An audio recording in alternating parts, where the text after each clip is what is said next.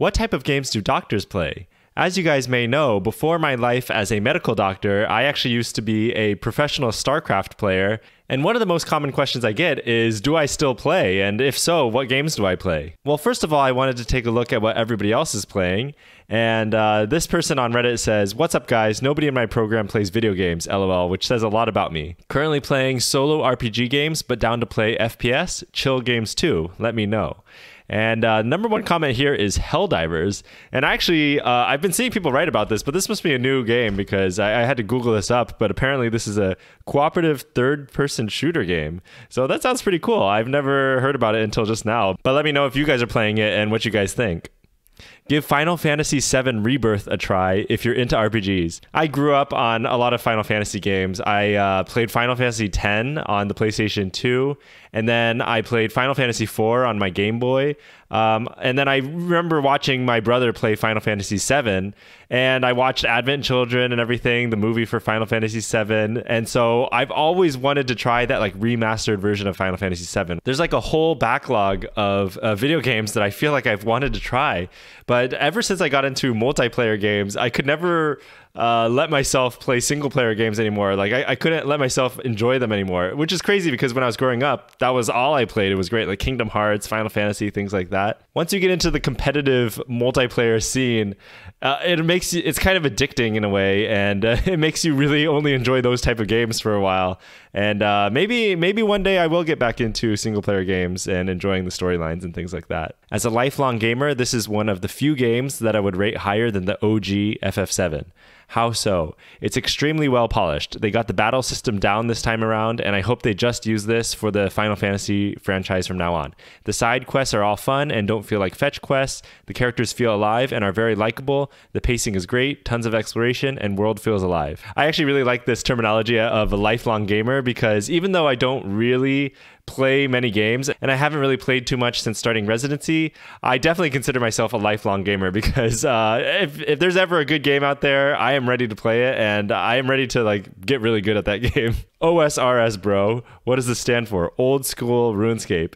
And this one, the next comment after that is Old School RuneScape as well. I've actually, I loved playing RuneScape when I grew up. I grew up on, I first started playing when I was in 3rd grade on RuneScape Classic. I probably played that all the way through high school. I became a member and everything. I was never really that good at it, but I did have my bunny ears, so I was like an OG RuneScape player. And nowadays, I've really gone into watching people on YouTube play RuneScape because they play RuneScape with all these like crazy limitations on what they can do. And right now, I'm currently watching a series by Settled, which is super, super entertaining. He had like a lot of really entertaining series before, but this one, he only has 1 HP, and if he takes 1 damage, his character will automatically die, and the account password will change to something random, and his account will literally be locked out. And so he literally cannot take a single point of damage during his entire run. And so far, he's made it pretty far. It's honestly really, really fun to watch people playing Old School RuneScape. Honestly, I think one of the reasons a lot of people in medicine probably like RuneScape is because us people in medicine, we're all about that grind, right? And RuneScape, the whole thing is it's grinding. You got to grind out your skills, and it just takes so long to get anywhere. And that's just like medicine, right? We got to grind all through undergrad, med school, residency. It is a grind, but at the end of the day, it does pay off, and it's worth it. Sorry, that was probably a little bit too corny. This person says, I exclusively play discounted hentai games on Steam. Radiologist? Pathology? Admin plays a game with us to see how miserable a time they could make residency. They call it Resident Evil.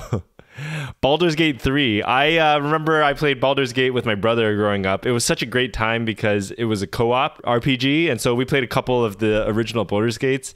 And when this game came out, I kept reading about how it was like such a great game, a game that was made with integrity, like how old games used to be made. Old games back then, AAA titles or whatever, they were made by people who were passionate about making video games and making things that were really, for other gamers and things that they loved. They created what they loved, right? nowadays, a lot of games, especially by these AAA companies, they're all about maximizing revenue and maximizing profits. And you can tell that there's not that passion there. And it's really all about what can we pump out as quickly as possible that will, be good enough. And they add as many microtransactions as possible to try and just nickel and dime you. Whereas Baldur's Gate 3 was so huge because you could tell they had the passion for the game. They put a ton of work into it, and they are not charging microtransactions. You pay one fee and that's it, and you can enjoy it as much as you want, especially with how replayable or replayable this game is. So sad to say that I haven't played it myself personally, but let me know in the comments how you guys have enjoyed the game, because I did read a lot about it, and it just seems like such a fantastic game. If you're a Call of Duty fan, me and my wife play on the regular. I'm usually just on a verbal chat ban. DM me. Big Halo player, hit me up. So we've got a lot of those original FPS people.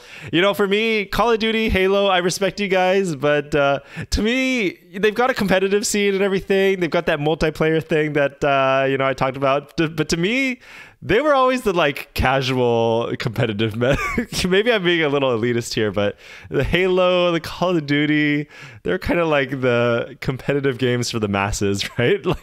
I'm being a little elitist, but these games are just so popular. I felt like they were a lot of more casual people who aren't typically gamers who play this. So maybe those types of people are just not the type of people that, I would normally interact with. But I do respect all the people who play and are really good. And I have a good time every time I've played. Any World of Warcraft, Apex. I did play World of Warcraft for 1 month back when I was in high school. I did the free trial. I realized it was going to be way too addicting for me. And so I cut it off right there. I was like, I am not going to get into this. Because at that time, that's when I was starting to get into StarCraft. Now, Apex Legends, now let me tell you, the games that I do like, Apex Legends, I played that for quite a while. PUBG, I played that all throughout medical school. And Counter-Strike. Counter-Strike was definitely the big one for me. I really love first-person shooters. And Valorant, that was probably the most recent one as well, right before I started residency. And me and my friend from Evil Geniuses, when we were back, my StarCraft teammate, Xenocider, we played a lot of Valorant when it first came out, and we got up to Immortal, and so we did pretty good. Gaming is an important part of my weekend life with my wife. We play Valorant mostly. Nice. No wife here, LOL. So yeah, Valorant, I would get back into it at some point, but now there's so many characters, there's so many new maps, it just seems like it would be so much of an investment for me to get into. And I think one of the things about me, when it comes to games, I don't like playing competitive games if I'm not going to put it my all into it and be playing a lot. So when I was playing Counter-Strike, when I was playing Valorant, and then obviously when I was playing StarCraft, one of the reasons I don't play it right now is because I don't want to play a couple games a week and just be kind of bad, because I would know that I'm not reaching my potential.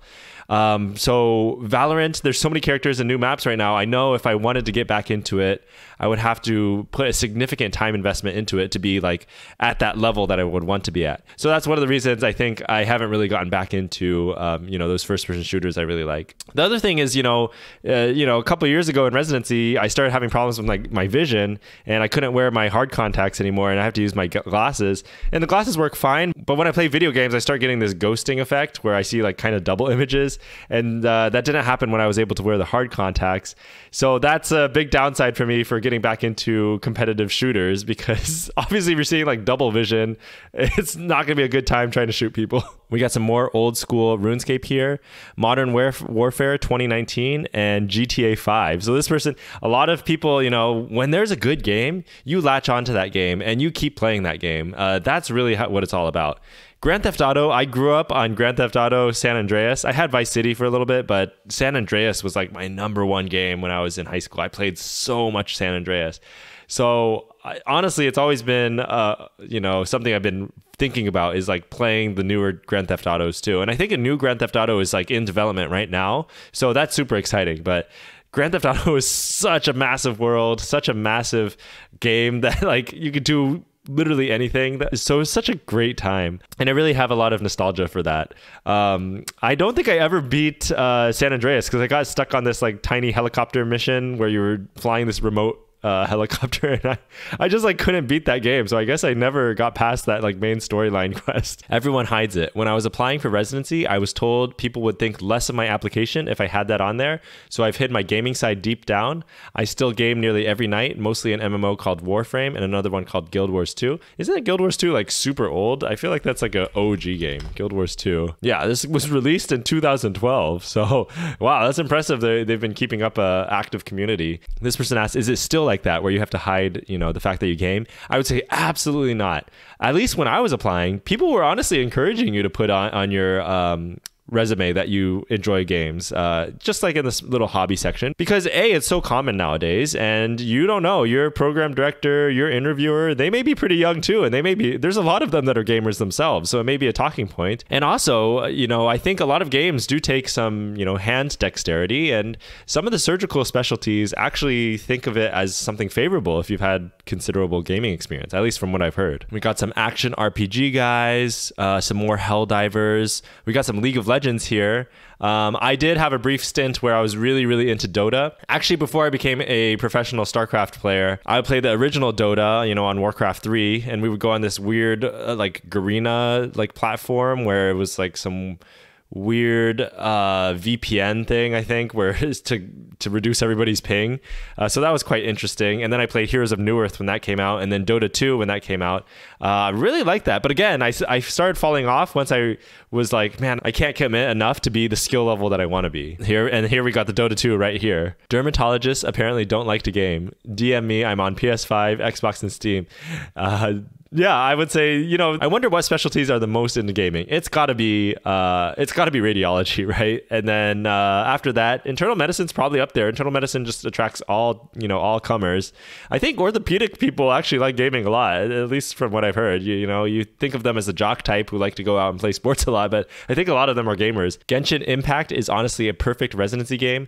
Constantly updated, large playstyle variety, cute characters, and such beautiful music. Honestly, the music alone might be my favorite part. Actually, I guess if we were going to count the most recent game I've played, it probably would be Genshin Impact. I played it for like about a month, just a couple months ago, because I was trying to play it in all Chinese, just to try and improve my Chinese. And, you know, as the dialogue was playing, I would pause and I would take a screenshot and translate whatever, you know, text I didn't understand. And that was perfect because Genshin Impact is actually a Chinese-made game. So all of the files, they have an entire audio library that you can turn everything and all the dialogue into Chinese with native Chinese speakers, which was really nice. These types of games are called gacha games, and they rely a lot on microtransactions, and they're kind of like an RPG kind of thing. But honestly, yeah, I agree. The scenery, the music was really, really nice, and honestly, it was a pretty fun, relaxing game. I might get back into it. The problem is my little translating website that I was using stopped being able to take screenshots and translate it, so that's one of the reasons I stopped. But I may get back into that because I'm trying to improve my Chinese a little bit more. See, we got a lot of people saying old school RuneScape. You'd be surprised. Old school RuneScape has just made such a resurgence. I think the streaming numbers for old school RuneScape are actually very, very impressive, very high. And so many people, I think we just grew up on old school RuneScape, right? So it's got that nostalgia component to it.